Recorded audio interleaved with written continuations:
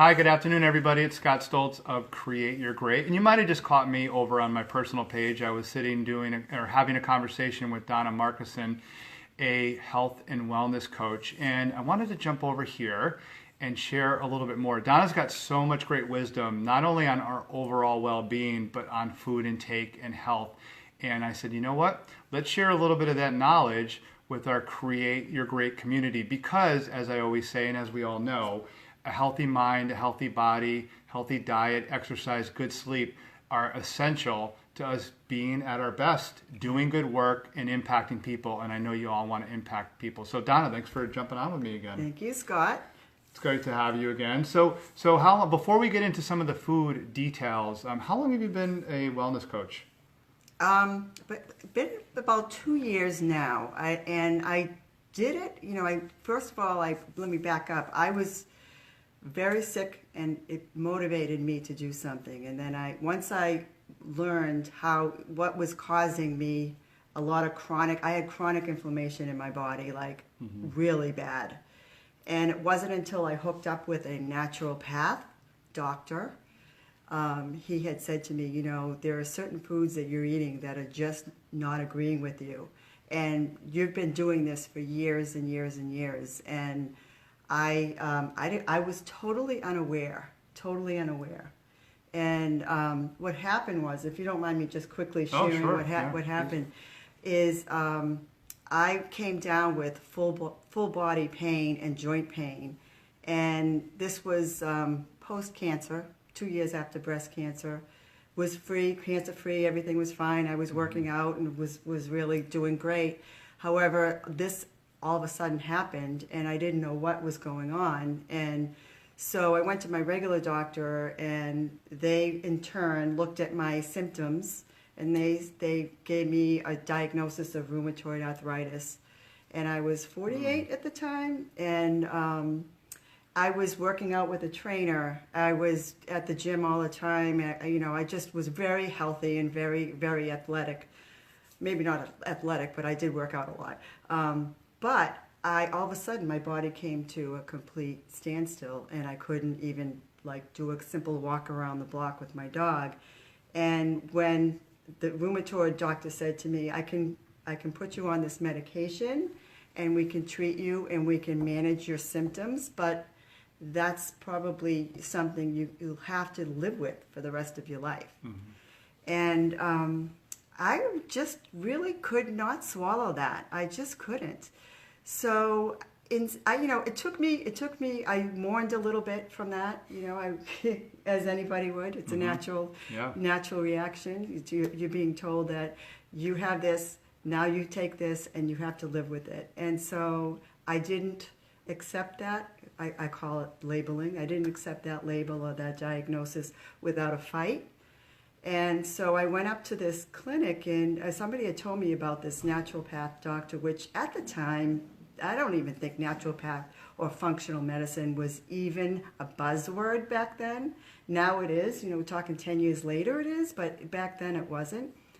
So I went to see him, and he did a battery of tests, and he said, Donna, your body is loaded with inflammation. I'm like, really? What do you mean? He said, you have chronic inflammation from years of eating. There's certain foods, intolerances that you were eating that you didn't even know were bad for you. So in my case, and I'm not saying in everyone's case, I was intolerant to gluten. It's not celiac, but I was intolerant to gluten. So that and dairy.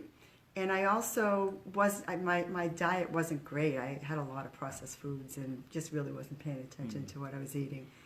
And so all of that brought on this immune response. And that's what caused me to have these symptoms in my body. So he said, if you work with me, if you clean up your diet and, just also rein back in some of the stress that I was handling back then, and that was in a job that I didn't like. Mm-hmm. If you clean up your diet, and he said, we'll do some cleansing therapies while we're doing it. He said, I can guarantee you that you're going to feel better. So I did, and he put me on basically a whole foods diet. And I know a lot of people don't really understand, like, what do you mean by whole foods diet? Is it Whole Foods, the company? No. Real food. I'm just talking, I get that all the time. Oh, that's what I think. I default to that. Because I go to Whole Foods all the time. So I'm like, I know what a Whole Foods diet is. Yeah. But he put me on, it was just really good quality protein, and not the conventional protein that is loaded with a lot of bad stuff, a lot of added hormones and antibiotics. So we're talking grass-fed beef and, pasture-raised pork and chicken and turkey, a lot of green leafy vegetables, a lot of water. Again, that's cleansing. And just real food, that's all. I just took all of the fake stuff out. I took the dairy out, which caused a lot of congestion for me. So now I know I don't have dairy anymore and I don't do gluten anymore.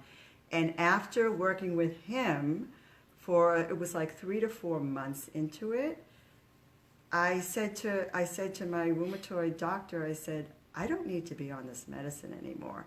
And he said, no, he said, I really think you should. So I kind of got off it on my own. And I realized that I didn't need to be on the medication anymore. And I was 100% symptom free. So that's why I got into what I'm doing. And so thanks for sharing all that. Yeah. And that's great context, because the best coaches, the best people to set certain examples in certain fields are people who've lived it, who've done it. And I always say, anything that I teach in my Create Your Great, How to Create Your Dream Career program, I've been through, I've experienced myself. I think that's really important. And you have a lot of that firsthand experience in your world too. So as far as the health and the inflammation, I think of, as I get older, I love that topic, because I think about what are things that are making me inflamed. I'm not 22 anymore where I can put anything in my body and it really doesn't have much of an effect. I notice things that slow me down, or I don't feel as good, or I feel bloated. And I'm not a health coach. I'm aware of what I eat, but I don't get into the nitty-gritty detail. And I've interviewed and sat with health coaches before, and I've asked this very similar question, and I would love to hear your wisdom to share with people. What do we do when we don't do, for those of us who don't do much more than just look at the ingredients on the box? Like, what kind of symptoms, other than the very obvious, like what should we be looking for in the foods that we eat to say, maybe this is something I shouldn't have? What are some of the common things to look for? Yeah, that's a good question, Scott. Well, I'm going to use dairy as an example, because this is a good one. If you have any kind of like adult acne, if you have chronic sinus infection, earaches, asthma, allergy, things like that, that's clear. That is a good indication that you have an intolerance to dairy. Now, you could also get allergy testing, and the difference between an intolerance and being allergic is allergy. You will 100% know it the minute it goes into your mouth, right? Mm-hmm. We all know, like, what happens to people with peanut allergy. Their throat closes up, and it just can be life-threatening. With a food intolerance, it's very subtle. At first, it's very subtle. But over time, if you don't address it, it becomes chronic. And then the symptoms start showing up that you're thinking, you don't even realize they're a symptom, because they actually become part of who you are.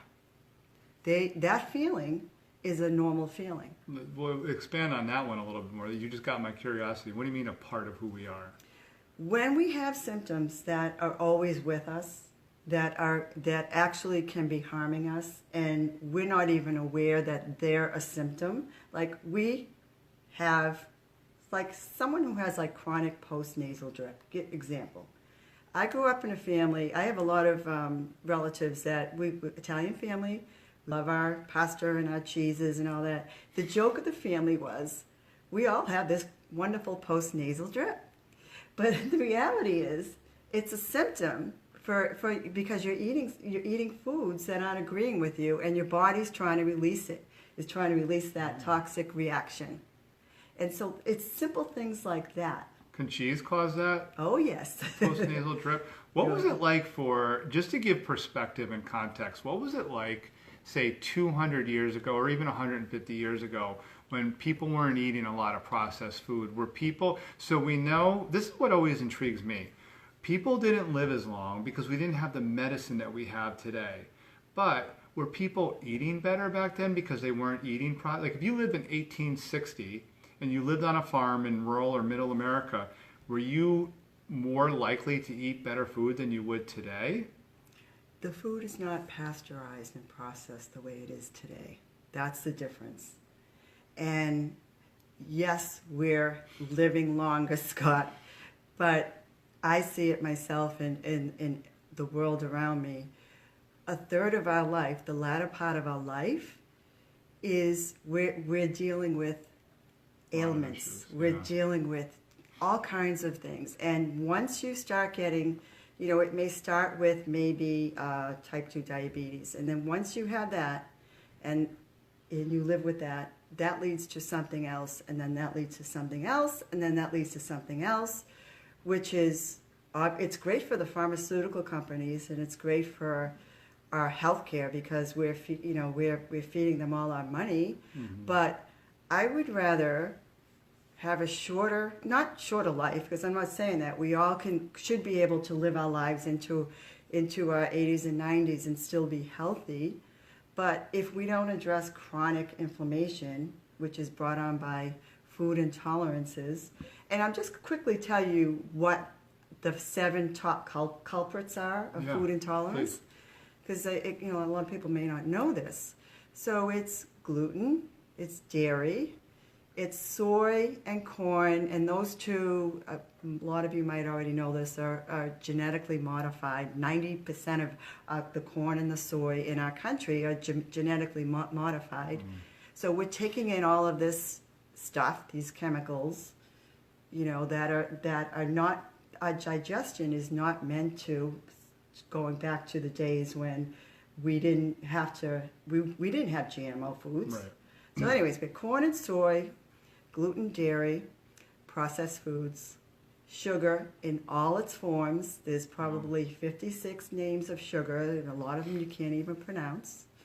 And high fructose corn syrup would probably be one that you would widely recognize. And refined grains and flours. So the state of our food industry today is a lot of the stuff that we're eating can be highly processed. However, if you become aware of this and you just start going back to the basics of eating real food, and then even if you are purchasing a food like a bread or something, look at the label. The rule of thumb is 5 ingredients or less, and if you can't pronounce it, put it back.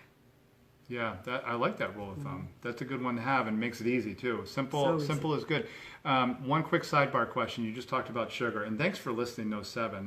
That's great knowledge to have and something that we all need to remind ourselves. So if I'm in Whole Foods and I am looking at the sodas and it says pure cane sugar, as opposed to, I guess, processed sugar that a Coca-Cola would have, or the fake sugar that a Diet soda would have. When it says pure cane sugar, I believe, is that any better for you? Is all sugar bad? It's sugar. Sugar is sugar. And see, the problem with our country is we've just overindulged in sugar and sugar products.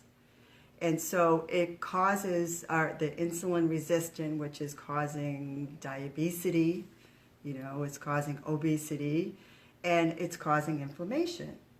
Because we're not supposed to, our digestion tract can't handle all of that. Right. So it just starts to shut down. And that's where all of the, anyone who's dealing with brain fog, that's the other thing, is the brain and the gut connect. So if you're having any head issues, look at what you're doing in your diet, because a lot of that is connected to what you're eating. Wow. There's a lot to it. You can't. It's a lot of science, a lot of scientific things, but you can't get it all at once. But maybe if you just know the 7 food culprits and how chronic inflammation leads to chronic disease, which leads to poor quality of life as you get older. Such great insight and wisdom. Are we not already learning a lot from Donna Markussen, wellness coach? So Donna, let's wrap for the next minute or two with this. And you're building a program in which you are going to help a lot of people with their overall wellness, with their diet, with their intake, doing detoxes, being very mindful of what they're putting in their body so they can avoid chronic inflammation. And just give everybody out there a little bit of a taste or a flavor for one of your programs, what you're building, what you're creating right now, right? We're all here to create our great. Donna's doing that. So what's some of what you're building in your program that's going to help people? Yeah, so Scott, I try to bring it down to make it very easy for people, and I'm bringing out this program called the 5-Day Detox for Beginners, because I don't want to overwhelm people, and I want to be able to educate, inform, and use examples of what we can do, how we can learn to eat healthy, bringing real foods into our work week. And, no excuses. We always hear, I'm busy, I have to go to work. So with this program, I kind of lay it out, and I take pictures of my own self doing it. And I do, for instance, going off for the week, you're going off, and I do this with my husband all the time. I do containers of cut up vegetables, hummus. We do our smoothies during the day. I do a batch of smoothies at night, put them in containers. He takes them off with him. I have mine. So the smoothies have, you have plenty of vegetables in there. You get your good fruits. If I want to put a protein powder in there, I'll do that. And so there's no excuse. Even if you're busy, if you just it's a mindset shift. Because a lot of times we go, and then we're starving, and then we reach for whatever is available. So this way, if we take nuts and seeds and stuff like that, and then I provide resources, menus, shopping lists, dining out guides to really okay, so I'm really trying to eat clean. What do I do? And so it takes the guesswork out. And so it brings it down to really the basic. And then when you start to eliminate processed foods and sugar and gluten and dairy for 1 week, and you start bringing in real food, and you start to notice the changes, how you feel, it's a motivator to maybe I was doing something that wasn't agreeing with me. Does that make sense? Mm-hmm. Absolutely. And does it make sense to you? Mm-hmm. So for those of you in our Create Your Great community, which Donna is a part of, feel free to comment now or later if you have any questions. You can already tell just in this short video that she has a lot of knowledge. And I just learned quite a few things spending some time with you today. And Jillian, just a quick FYI, Jillian has commented. She's shared some of your insight with her mom, who I'm assuming RA is rheumatoid arthritis? Yes. So. Yes. Good to know. Thanks for sharing that, Jillian, and thanks for passing that on to your mom. And, we look forward to seeing the evolution of your work and as you get out there impacting more and more people, and we'll be back. We'll definitely be back to share more of Donna's story very soon. Do you want to quickly tell everybody where they can find you, your website? Yep. My website is findingyourhealth.com, and you can find me there, Facebook, whatever. Send me a message, info@findingyourhealth.com. Love to hear from you. Absolutely. And awesome. Hey, Cleone, how are you? And hi, Cleone. Cleone just got some wisdom from me, too, which is awesome. So, all right. Thanks for joining in, everybody. Hope you're having a great start to your week and you are working on creating or even just adding to and building your great. We'll see you soon. Bye. Bye.